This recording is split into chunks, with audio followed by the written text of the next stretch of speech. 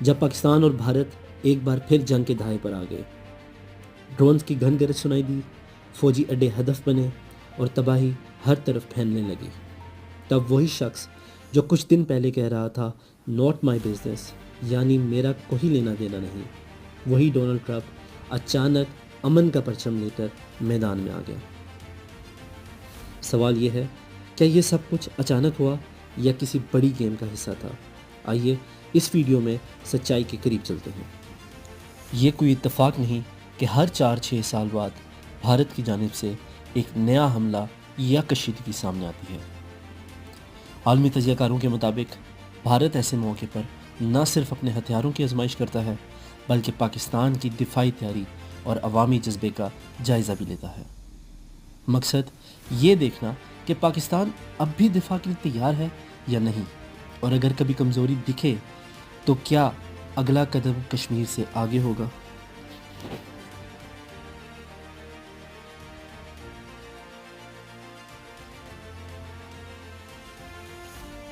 Media शोर मचा रहा है, सियासतदान उंगलियां उठा रहे हैं और आम आवाम परेशान बैठे हैं।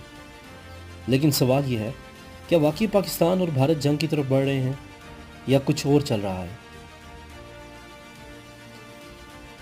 हालिया दिनों में भारत के इलाके पहलगाम में होने वाला हमला एक बार फिर सुर्खियों में आ गया। कुछ ही लम्हों में भारत ने बगैर किसी तहकीक के पाकिस्तान पर इल्ज़ाम धर दिया। दूसरी तरफ पाकिस्तान ने सख्ती से इन इल्ज़ामात की तरदीद की। सवाल यह है कि भारत इतना पुरएतमाद कैसे था? क्या वाक़ये के फ़ौरन बाद किसी मुल्क पर उंगली उठाना मुनासिब है? पहलगाम हमला एक अफसोसनाक वाक़या है, लेकिन क्या ये भी एक सियासी चाल है?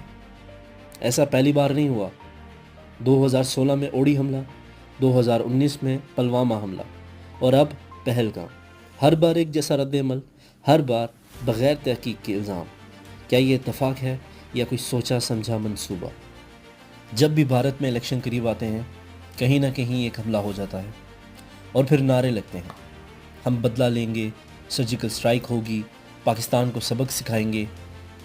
ये बयानिया वोट लेता है, लेकिन अवाम को हकीकत कभी नहीं बताई जाती। पाकिस्तान में भी कुछ ऐसी ही सूरत हाल होती है। जब सियासी बहरान हो, मईशत दबाव में हो, तो दुश्मन की साजिश की बातें शुरू हो जाती हैं। असल में दोनों तरफ के हुक्मरान जंग का माहौल बनाकर अपने मसाइल से तवज्जो हटाते हैं। लेकिन असल फ़ायदा किसको हो रहा है?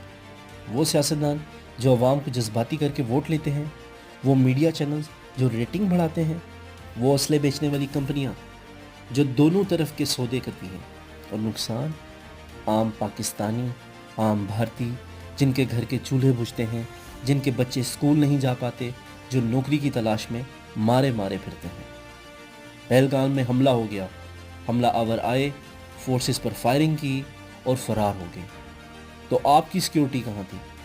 अगर पाकिस्तान पर इल्ज़ाम है तो क्या सबूत है? क्या आपने आलमी इदारों के साथ कुछ सबूत शेयर किए? अगर नहीं तो इल्ज़ाम क्यों? क्या ये अंदरूनी नाकामी नहीं? अगर आप कहते हैं कि हम बेगुनाह हैं, तो आपने ऐसे नासिर को क्यों आज़ाद छोड़ रखा है जिन पर पहले भी इल्ज़ामात लग चुके हैं? क्या आपने दुनिया को वाज़ेह पैगाम दिया है कि दहशत गर्दी किसी भी सूरत में बर्दाश्त नहीं होगी?